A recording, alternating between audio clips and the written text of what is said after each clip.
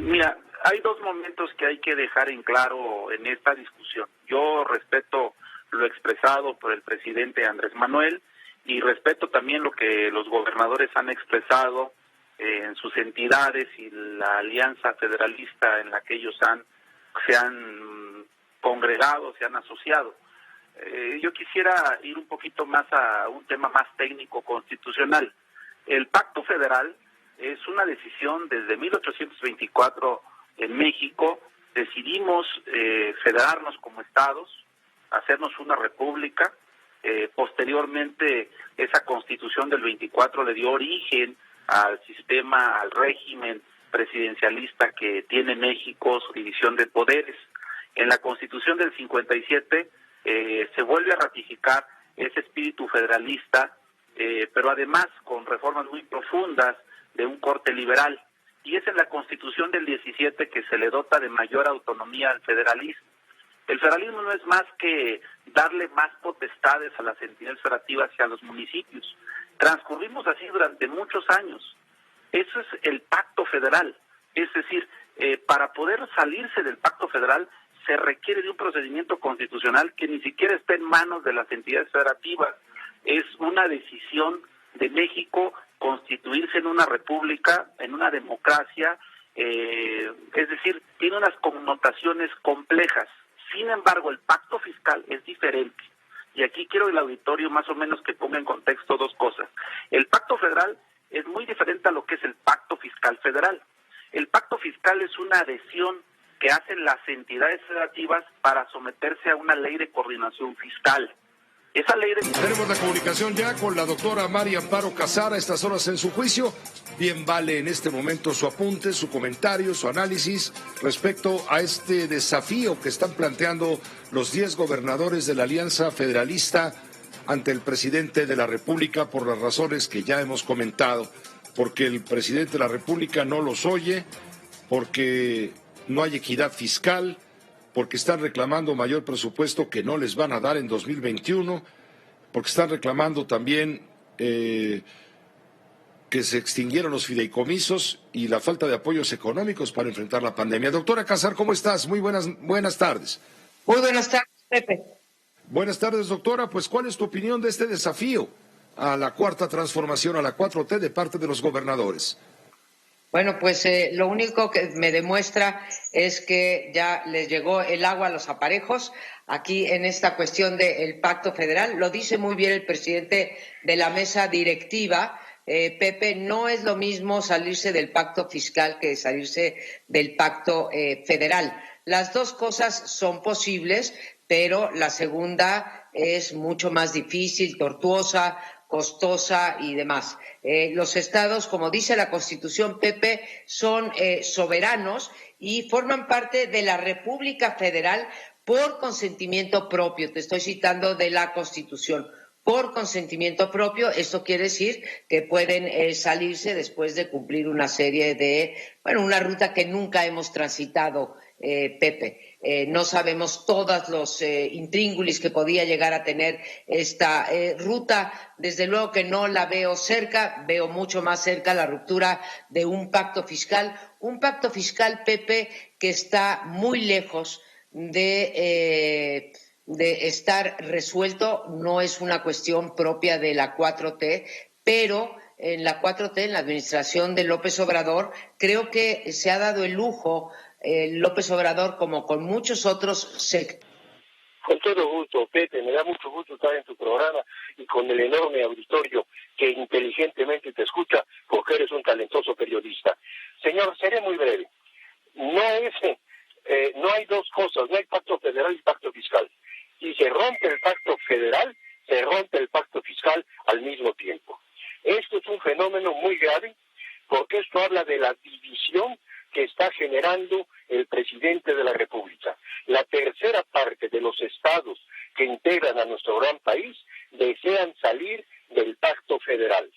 Y el presidente, lamentablemente, lejos de buscar un avenimiento y el buscar una plática con ellos, dice que no tiene por qué reunirse porque lo está atendiendo el secretario de Hacienda. Esto no es un problema del secretario de Hacienda, esto es algo mucho más profundo. Esto es resultado de la división que se ha generado en México desde que él asumió el poder, en donde se dedica a estar creando división y a estar enemistando a distintos grupos sociales.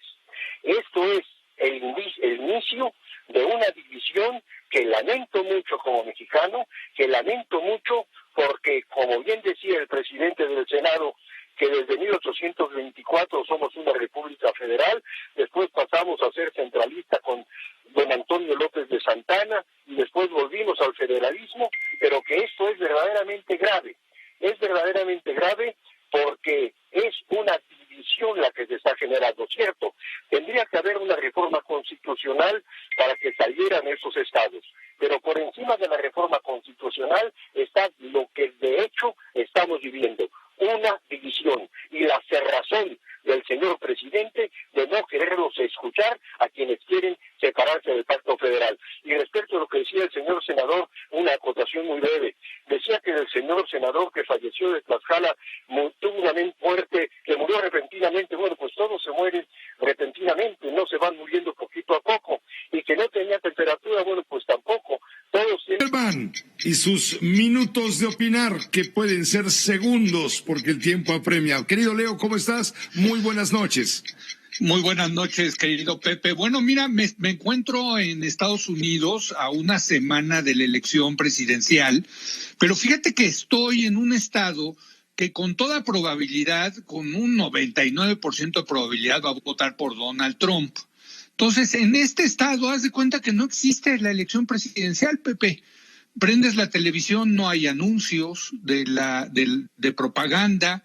Si acaso te encontrarás algunos letreritos por ahí en las casas que apoyan a uno u otro candidato, pero como prácticamente va a ganar aquí Trump, aquí no se hace campaña, Pepe. Y eso es lo increíble de este sistema electoral, donde lo que cuentan son los llamados estados columpio. Yo siempre te lo he dicho, los que se pueden ir hacia un lado o hacia el otro. Es donde actualmente se están llevando a cabo las campañas, tanto del presidente Trump como del candidato demócrata Joe Biden. Es ahí en esos estados que van a definir la elección, donde están llevándose a cabo los últimos actos de la campaña. ¿Cuáles son? Bueno, sobre todo en Pensilvania y en Michigan está durísima la lucha en esos dos estados, pero incluso Joe Biden se ha ido a meter a Georgia, que Georgia es un estado típicamente republicano, pero que por sus composición demográfica está cambiando y está siendo puede convertirse, pasarse al lado demócrata. Mira, lo increíble es que ya sabemos, Pepe, qué va a pasar en muchos sentidos en esta elección. Yo te puedo asegurar ahorita que Joe Biden va a ganar el voto popular. Es decir, si fuera una elección como la mexicana, donde el presidente que gana el candidato que gana es el que tiene más votos de la población, sin lugar a dudas ganaría el próximo martes. Con su porra, con Alfredo Domínguez Muro, desde su gallola deportiva. Está muy pendiente de la Serie Mundial en este momento. ¿Cómo va el juego, Alfredo? Buenas noches. Pepe, buenas noches. Ya sabes que, bueno, Serie Mundial y todos somos managers, ¿eh? Todos nos convertimos en conocedores y todo esto, pero un partido extraordinario hasta ahorita. A mí me gustan los partidos de duelo de picheo, a pesar de que el equipo de los Dodgers ya ha utilizado a 3 lanzadores y en este momento está entrando el cuarto. Cuatro primeras entradas, Tampa gana 1-0. Es impresionante lo que ha hecho Blake Snell, su pitcher abridor, y ahí se mantiene. Ha ponchado a 9 de 12 posibles ponchados, es decir, de 12 outs ha sacado 9 en ponche. Ahora, no es el dato importante, porque aquí lo importante es que no le pisen ya le pisaron la primera base, pero que no le avancen. Un jonrón solitario de Arozarena, este jugador que es el que está calientito, en la primera entrada obligó al manager de los Dodgers a cambiar toda su estrategia, a sacar rápido a su abridor y a empezar a poner relevos hasta que se los acabe. Así que en este momento, cuarta entrada, 1-0 gana el equipo de Tampa Bay. Está pateando justamente el equipo de Tampa. Te diría yo que ojalá se vaya así, no al resultado, pero sí un partido cerrado. Si ganaran los Dodgers, sería la primera vez en 32 años que vuelven a alzarse con el triunfo. Es una eternidad, es un cuarto de generación más de una generación en que los Dodgers no ganan, Pepe, y además sería la primera vez en 32 años. ¿Qué colores tienen? Sería la primera vez en 32 años que en el mismo año ganan los Lakers y los Dodgers.